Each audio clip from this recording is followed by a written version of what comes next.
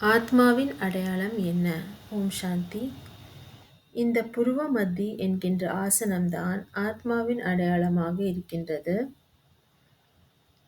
மேலும் வெற்றியின் அடையாளமாக இருப்பதோ ராஜ்ய திலகம். இதை கூட இங்கேதான் இடுகின்றார்கள். ஆகையால் இது ஒன்றேதான் ஆத்மாவின் அடையாளமாக இருக்கின்றது.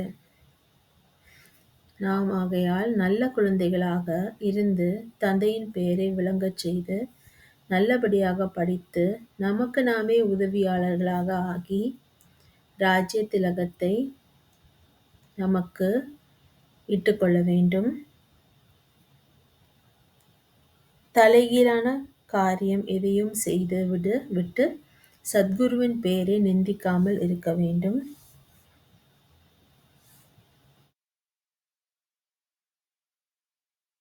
சாந்தி.